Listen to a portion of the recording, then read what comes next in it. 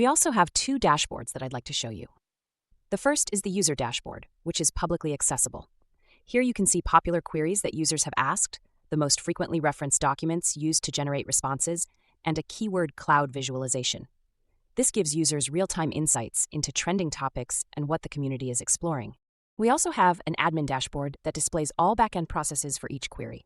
This dashboard requires authentication with a username and password to access. Let me log in to demonstrate the admin interface.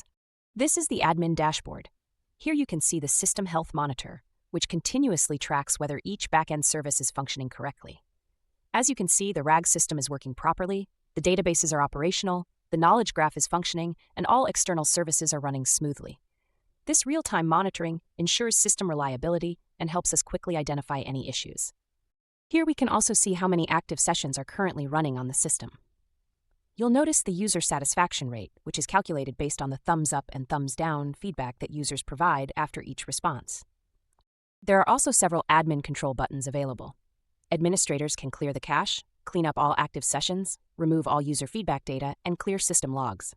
These tools help maintain optimal system performance and manage data retention policies.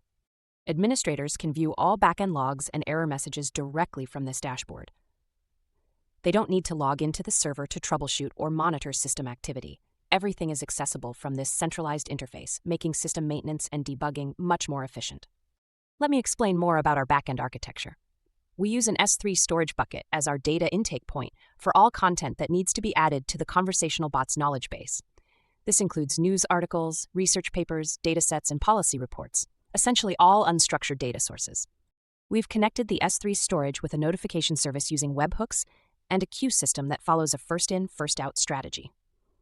When someone uploads a new document to the S3 storage, the system automatically detects it, retrieves the document, processes it through our pipeline, and adds the extracted information to the appropriate databases.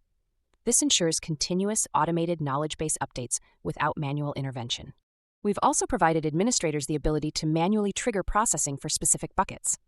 They can manually process chunks, generate summaries, and create graph RAG data for individual buckets or for all buckets in the S3 storage. This gives administrators full control over when and how documents are processed and integrated into the knowledge base. Administrators can view all the details about document processing status, tracking what's been completed and what's in progress from the Document tab. Currently, we have a total of 44 documents in the S3 storage. Of these, 35 documents are fully processed, meaning chunks, summaries, and graph data have all been successfully generated.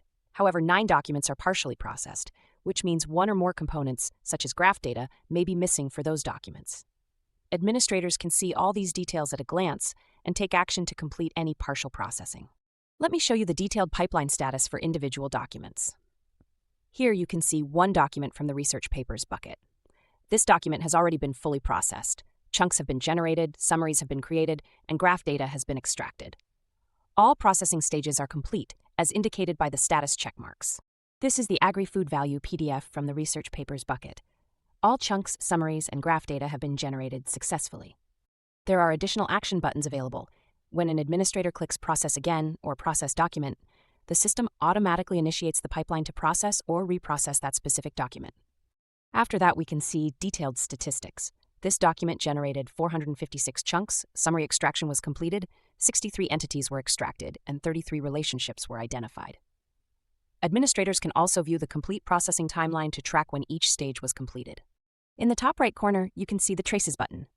We use Langfuse, which is an observability and analytics platform specifically designed for LLM applications. It allows us to monitor, debug, and analyze every interaction with our language model. Let me navigate there and show you what we can see on the platform. Langfuse collects all our system traces. As you can see here, we have 3 conversation starting queries and 8 conversation continuation queries tracked. If you're using paid models like GPT or other commercial LLMs, Langfuse shows you exactly how much each response costs to generate. We can also see the response generation latency. The average time is 5.81 seconds per query.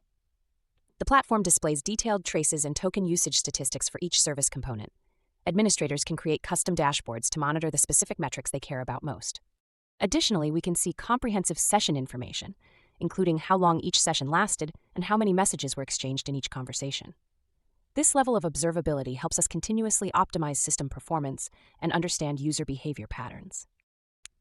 In the Tracing tab, we can see a complete log of all questions users have asked and the corresponding answers our bot has generated. This provides full transparency into every interaction and helps us audit response quality. Let's look at the question I asked earlier. By what percentage did marine and brackish water aquaculture production increase? We can see the timestamp when the conversation started and the complete output. The observation services metric shows how many back-end services were involved in generating the response.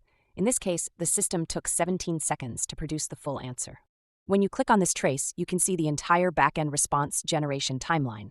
It breaks down how each component processed the query and performed its specific task to generate the final response. This detailed view helps us understand bottlenecks and optimize each stage of the RAG pipeline. As you can see in the trace, the process begins with translating the user's question to English. Then we create a session and send the query to the query preprocessor, which fixes grammar and sentence mistakes. We classify questions into 4 types: bot-related questions like "Who made you?", conversational questions like "Hi, how are you?", climate-related questions that require retrieval, and uncertain questions that the LLM cannot confidently classify. As you can see, this query was identified as a climate question, so it needs to go through the full retrieval process. However, if it's a conversational question, we skip the entire RAG pipeline. For example, look at this trace where the user simply asked "Hi." The query preprocessor identified it as conversational and generated a direct response without any retrieval. For climate questions, the system retrieves relevant data from 3 different data sources.